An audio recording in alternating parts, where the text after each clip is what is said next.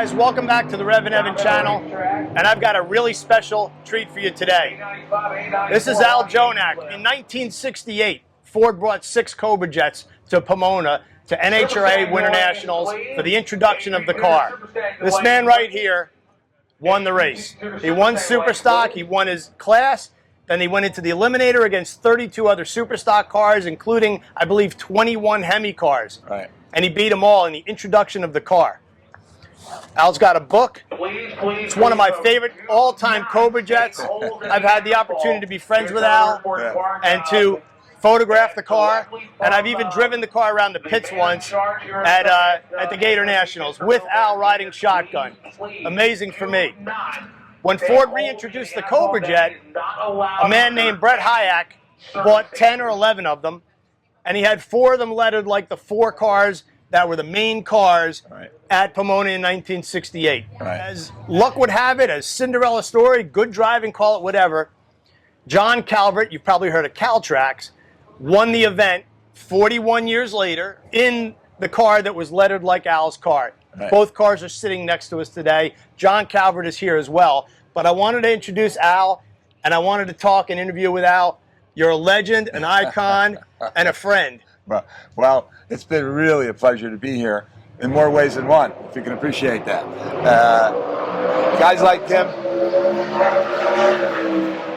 I don't know if you can hear that noise, but I can. At any rate, guys like Evan makes this sport to what it is today.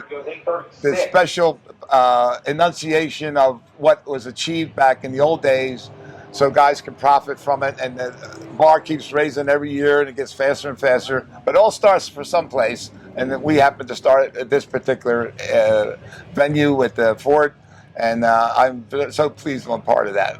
I really am. So Al, when Brett bought the car, and it was delivered to him, I believe, at the Gator Nationals, and he had you there. That's when we first met. We kind of hit it off, talking about the old times, and I think I took you through some of the newer Cobra Jet stuff. And he sat in Kenny Mealy's car, and we revved it up, and the technology, and you know. That's right. Al has stayed with the technology. He builds engines for airplanes. So even at you're 85 now? 84. 84 years old. I don't want to cut you short or give you too much. He's still developing and innovating, and you've set records with plane engines, right? Oh yeah, we've done a lot of good stuff with airplanes. Yeah.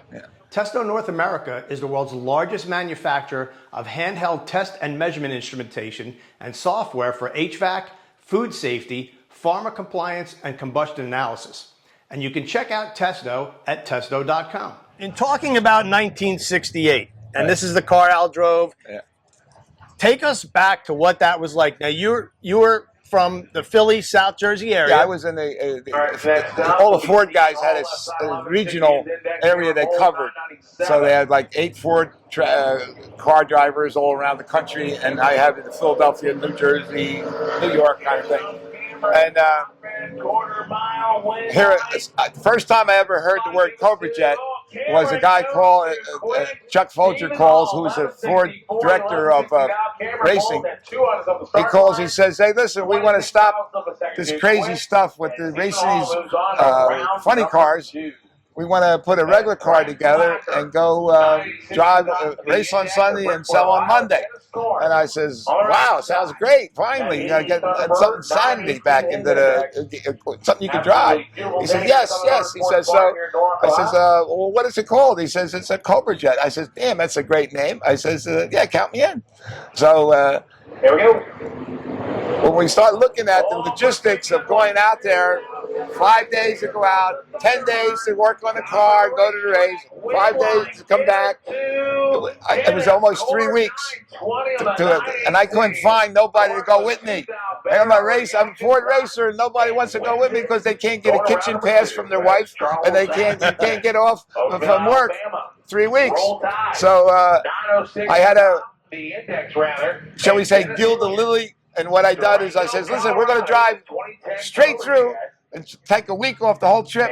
And so I found 2 crazy guys that wanted to go with me. And one of them was this pinstriper who actually pinstriped my car and makes my car look different than everybody else's, the other Ford cars anyhow. And we went from Philadelphia to LA in 56 hours, non-stop. Boom, boom, boom. 3-car drive. One guy drives, one guy goes to sleep, the other guy's a co-pilot, and we just keep switching. And then only stop for fuel and food. That's it. And we got there. That took care of the problem. Got there, work on the car. It was not done. Had to do the shocks, suspension, gear change, work on the details inside the car, the tack and so forth, and then we went to test. So we went to test, and I figured that this car was built by Bill Strop, which is the Halvin Moody of the West Coast, and they used to do ball racing and NASCAR racing, and I estimate since they built the engine, it would probably be under cam for drag racing, meaning they needed low speed torque, so they basically under cammed it. And I was right. So I got my own cam from Crane, I was sponsored by Crane. And then during the testing period, my car was basically the same as everybody else's. And when I put my cam in, I picked up 2 full tenths over the other guys. And I was, I was in charge. I was in charge, basically, at that time of the game. So I basically focused on, I had the performance now. I had everything working for me, so I was so concerned about consistency. Because super stock, it's all about consistency. You got to be same thing every time, all the time. I didn't even do a burnout because I was scared it was going to break the rear or transmission. I just did it. I went up, just spun the tire a little bit and went right up to the line because I didn't need to go faster because I was could go way under the record if I wanted to. So obviously other people knew about me going fast because they all start red lighting against me, which is part of super stock racing. If you don't do an excellent light, you're not going to win. And so it's very easy to red light, and I would probably do the same thing. Having said that, I beat everybody, even one guy who red lighted, and I still beat him at the end, and I didn't run out. that was a good race for me. Having said that, we go back to the class run with me and Hubert. Hubert red lighted because he couldn't beat me, so he went out there, and I didn't really know that he red lighted, and so I had to go, oh yeah. The drag coordinator, Chuck Folger, says before we went out there, because he was scared we're going to set the record too low, because we have to race for class now. So he says, whoever's ahead by third gear, back off, and then that would be the winner. So he's out like this on me, 1.5 cars, 2 cars on me. I'm saying, ah! So I had to go. So I went balls out. Boom, boom, boom. I catched him in third gear, and I went past him. I relaxed, and I look over, and a guy over the side, which is Al Turner. He was the Mercury guy at the time. We had a pact that if he was waving, that means the guy rated, because he red lighted. I didn't catch it. I wouldn't know he red lighted. Right. So that's basically what the guy did. So I caught him, peripheral of my eye, and I backed off, and to Herbert, he backed off as well. Okay, so we both went by. We went to class. Going into he does the same thing in the limit. I raced him again in the limit. The same thing. He red lighted again. Hubert Platt, and I had to go through the same thing. The same thing. He red lighted. I passed him. Blah blah blah, and he backs off. So twice I did that with him specifically. And then at the last thing, David Wen, who was the Chrysler guy, who was really the top guy. He and me were the last 2 cars. And son of a gun, he red lighted, and that was it. That was the end of the deal. I even know he red lighted, so I didn't even worry about it. So it was only he didn't know I could. Maybe he didn't know. I could have beat him a heads up if we raced it. He still had to give me a handicap. But bottom line is, it worked out. It not only was the first of the win for the Cobra Jet, first the Superstock Eliminator, but it was the very first Superstock Eliminator for Ford, period. So it was a home run, a complete home run.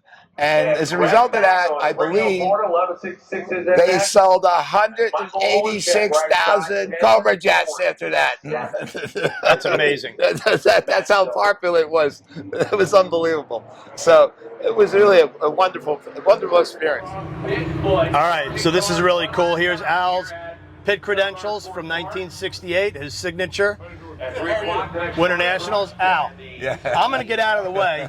Take us through a quick run. Show us the line lock and what you did in the car. Let me get out of the way here so Abe can get in there. Basically, all I did was I drove up to the line. Didn't do no burnouts per se. All I done was clean the tires off because I wanted to save the drive shaft, the drivetrain, in case I broke it. So that was basically what my logic was. I figured that I could go under the record without doing the burnout, and therefore it'd be easier on everything. So went up there, rev it up, get up to about 33,000 RPMs. I had my foot on the brake, set the line lock, and I'm just holding, waiting for the lights to come out. And I always leave on the last yellow. So by the time the tires were so bad, the tires actually moved the car, the green lights come on. That's basically what I did. And it worked out for me. So that was pretty much, boom, last thing, bang, second about 6,500. Third, second, right there, second and third, it was basically the same RPM, and then really revved it up as much as I could, around 6,800 before I put it in high gear, and that's just went to the lights, and that's nothing more fancier than that. So I got a couple of questions. So you guys got to remember, this is 1968, right. late 67 into just turning 68, beginning of the year. Right. So driving from the East Coast to the West Coast isn't like you're doing it in a modern crew cab dually with all the amenities, air conditioning and navigation. Top speed is 65. You had your Rand McNally map, and you're planning out your route. Okay, there's no GPS back then. Right. You're just going, and probably getting about 6 miles to the gallon. Oh yeah, that's all. Yeah. So you're stopping often, and then so you mentioned like the race coordinator. Explain. So Ford had a race coordinator that would kind of oversee the drivers, so they didn't go wildfire and bombard the record. So maybe explain to everybody what like a race coordinator was, and what was that atmosphere like? Well, he's the guy to put together. In other words, he had to find the guys that like Daniel Don, Gas Ronda, and I can't remember the other guy that was the other three cars, and it was 4 cars basically. It was us. So the truth of the matter is that. He arranged Hellman Moody to put the cars together. These are bodied in white cars. They were actually 390 cars that had taken off the line in body and white, they call it, and they painted them and no insulator, none of that stuff, and they put the 428 engines in, handmade. Everything was handmade because the first cars were prototypes, and then they put them into production after that. And it's a big debate whether if we win the race or not, whether they're ever going to put it in production or not. Right. It's really, but since we won, they said there was no problem. We're going to put it in production. And his job was to make all that stuff work. I mean, it's like herding cats to get everything to put together, rent a track to go race, test trucks, supplies. It's a big job. It was a big job. It was not an limp. This by happened. It actually had a plan, a lot of due planning to get it all done. And of course, if you don't race a lot, now I think I also had another advantage. Is I was racing my back car, which is basically I'm an 8-second car, and I'm going an 11-second car. So I was going home so slow for me because I was used to going a lot faster. So I could listen to everything, feel things, and it was much. It's amazing how you get used to going faster, and then you get in a slow car, you can actually start to think of things, look at the gauges and stuff, and that's that was a big advantage for me. So I can actually say I look back on it. If I didn't have that, acclamation of faster, I probably wouldn't be as successful as I was. Yeah. You actually answered. That was literally the next question I was going to ask you, which is, what was it like going from an AFX or 8-second car to basically driving a street car? Yeah, exactly. It's a big deal. And we couldn't even do a wheel stand if we use rosin. I mean, the tires were so bad. The tires were just awful. They were 10 inches, but they were just terrible, and you couldn't do anything with them. But by the same token, we were already half a second under the record, so there's no sense going any faster. And that's why they didn't care about it. You know what I mean? Al, thank you so much. Oh, man. I can't tell you, this guy is, you have no idea how important he is for the sport. This guy's the guy. I call him Auto Man. He's Auto Man all the way, and he's absolutely Mr. Car automotive person ever. I love him. Thanks, Al. I don't know what else to say to that, but thanks for watching the channel, and I hope you enjoyed this video.